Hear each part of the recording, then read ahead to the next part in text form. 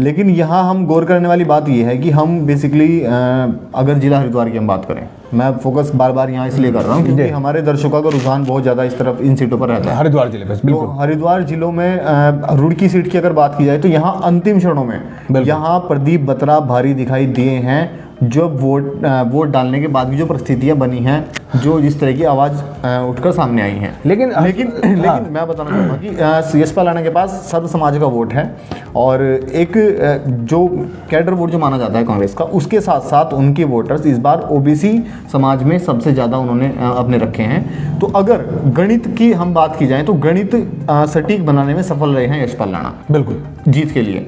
लेकिन जो बीजेपी का जो वोटर्स होता है वो वोटर्स साइलेंट इसलिए कहा जाता है क्योंकि वो अपने समाज पर डिपेंड नहीं है, वो सिर्फ बीजेपी को जानता है। बिल्कुल बिल्कुल। तो बीजेपी की तरफ कितने बड़ी तादाद में रुझान रहा है ओबीसी समाज का, ये तो नतीजे तय करेंगे। लेकिन गणित यशपाल राणा के समर्थन में है और जो सुबुगाहट उसके बाद जो वोटर्स वोट डालने के बाद सामने आई हैं वो प्रदीप बत्रा के पक्ष में दिखाई। अब अगर वही बात की जाए रुड़की विधानसभा की, हर्षवर्धन आपने कहा कि अगर राणा जी अभी कहते हैं कि हवा होती है, एक चुनाव में एक हवा होती है, एक टेम्पो खड़ा होता है, तो मैं समझता हूं कि जहां तक राणा जी इसमें बड़े सफल रहे, अगर राणा जी को 10% हर बूथ से वोट मिल जाता है, क्योंकि राणा जी का जहां तक राणा जी दावा ठोक रहे हैं कि हर बूथ से उन्हें वोट मिलेगा, 10% वोट हर बूथ से मिल जाता तो ये राणा जी की जीत तय है। ये जो प्रत्याशियों की जो कैलकुलेशन होती है वोट डालने के बाद की जी बूथ के हिसाब से जी, साइलेंट वोटर का बिल्कुल भी आकलन वहां नहीं किया जा सकता है और कई बार परिणाम उसके विपरीत नजर आते हैं। बिल्कुल बिल्कुल। लेकिन जो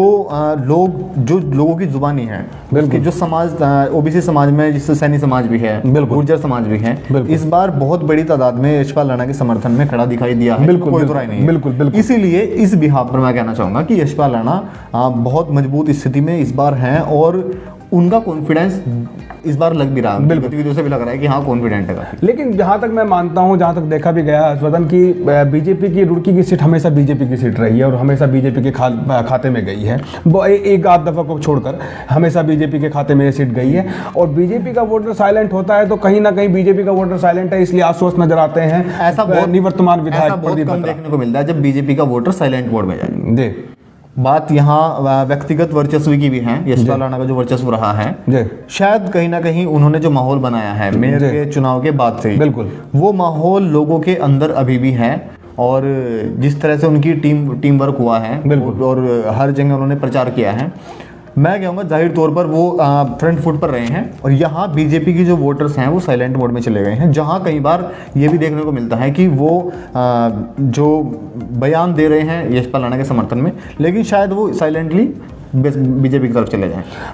ऐसा भी इसकी इन संभावनाओं को नकारा नहीं जा सकता। बिल्कुल बिल्कुल। अगर मैं मानता हूं कि अगर इस बार प्रदीप बत्रा चुनाव हार जाते हैं तो कहीं ना कहीं उनकी बड़ी खामियां रही हैं। एक तो अव्यावहारिकता कहीं ना कहीं नजर आ रही है कि इसमें कहीं ना कहीं देखिए नाराज था। एक लंबा समय मैं कहना चाहूँगा 10 साल काफी होता है और प्रदीप बत्रा को एक प्रतिनिधि के तौर पर 15 साल से लगातार जनता देख रही है। बिल्कुल। तो यहाँ ये तो जाहिर तौर पर एक नाराजगी पनपती है और उस नाराजगी का हर चुनाव में जैसे जैसे चुनाव वो आगे बढ़ते जाएंगे उसमें उनका दिखना भी शुरू होता है। लेकिन इस बार की स्थिति में जाहिर तौर पर यहाँ व्यक्तिगत चुनाव रहा है, चेहरों का चुनाव रहा है, पार्टी बाद में रखी गई है। तो यहाँ देखा जाए तो इस बार प्रदीप बत्रा को मुश्किलें तो पिछली बार से बहुत ज़्यादा नजर आएंगी। हाँ, लेकिन मार्जिन बहुत ज़्यादा नहीं रहेगा। बिल्कुल। तो यहाँ स्थिति बिल्कुल भी स्पष्ट नहीं है कुछ भी कहना।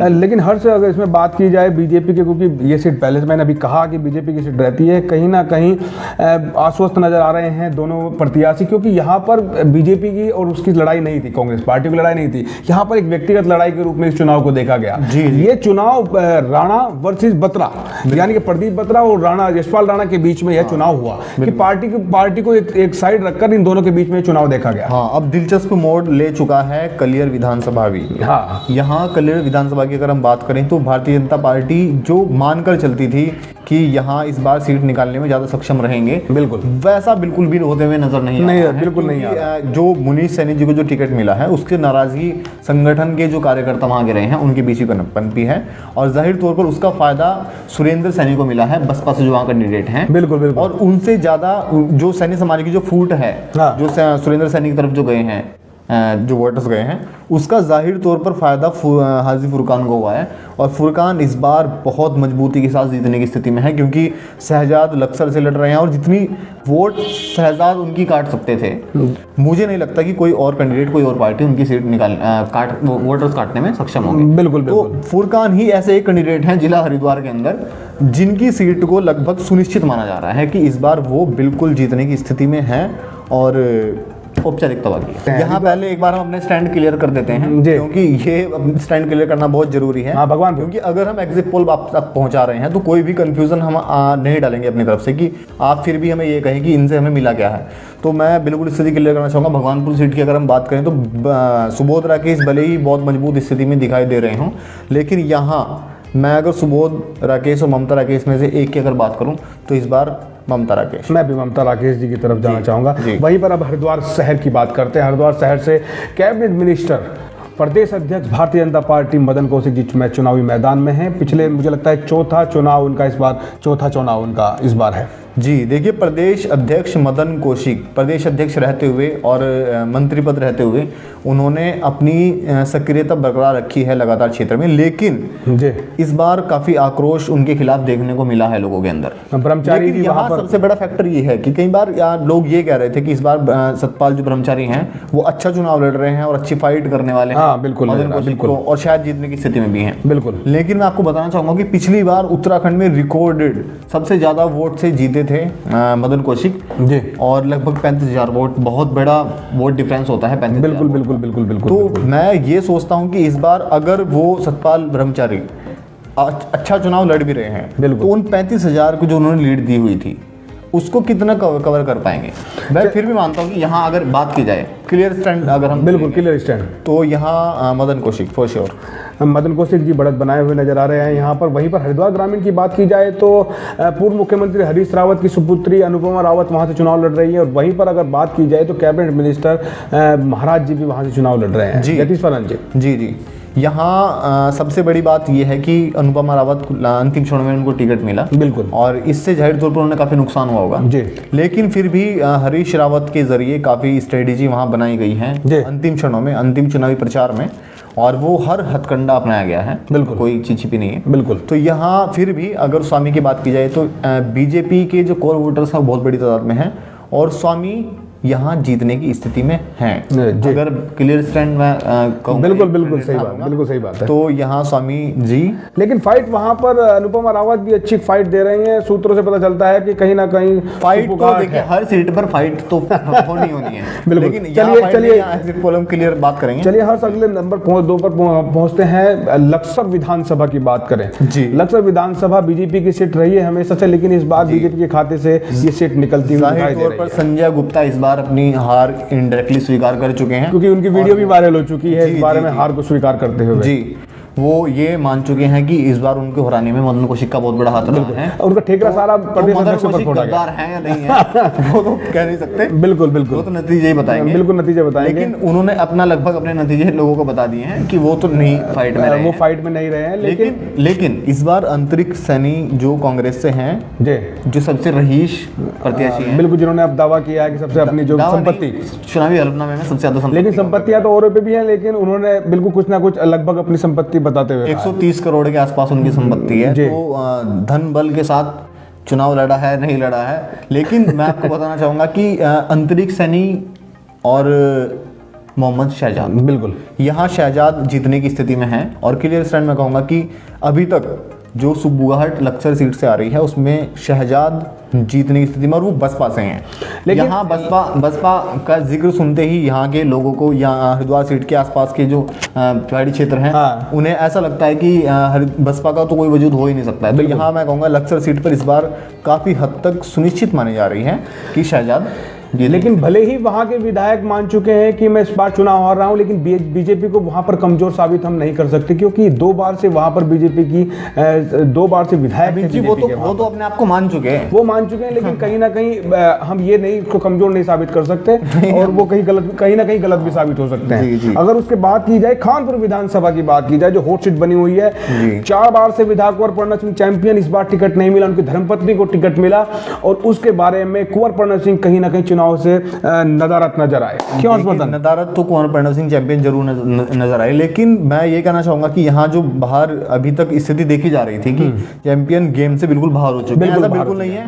यहाँ ट्रायंगल वाली स्थिति है। पत्रकार उमेश कुमार लगातार सक्रिय आ रहे हैं। इन 3 महीनों के अंदर उन्होंने चमत्कारिक तरीके से चुनाव लड़ा है। बिल्कुल। और उस स्थिति में इस चुनाव को लेकर आए हैं कि आज वो बहुत मजबूत स्थिति में वहाँ हैं। बिल्कुल, बिल्कुल। उसके साथ साथ बसपा से रविंद्र सिंह पनियाला, जिनको फाइट में देखा जा रहा है, और कुंवर प्रणव सिंह चैंपियन फाइट से बाहर नहीं है, मतलब उनका नाम रानी देवयानी। अब ये कहा जाए कि बीजेपी वहां पर फाइट में है, और निर्दलीय से उमेश कुमार एक पहला नया चेहरा है, वहां फाइट में है, और बीएसपी से पनियाला जी वहां पर फाइट में है। तो ये त्रिकोणीय मुकाबला, हर्षवर्धन ने कहा कि त्रिकोणीय मुकाबला नजर आ रहा है, तो किसी को भी नहीं कहा जा सकता कि कौन सत्ता में आएगा कानपुर विधानसभा। लेकिन ये आपको बताना पड़ेगा सिटी स्कूप का स्टैंड क्या होगा। देखिए, सिटी स्कूप का स्टैंड ये रहेगा कि वहां जब तक नंबर 1 और नंबर 2 की बात की जाए तो बीएसपी और निर्दलीय वहां पर नंबर 1 नंबर 2 की अभी तक सूत्रों से बड़ी रिस्क नहीं चलेगा, बड़ी रिस्क तो लेना पड़ेगा आपको। वहां पर क्या है कि कहीं ना कहीं अभी देखते हैं कि बीजेपी को भी कहीं ना कहीं रखा जाए। वैसे निर्दलीय उम्मीदवार उमेश कुमार और बीएसपी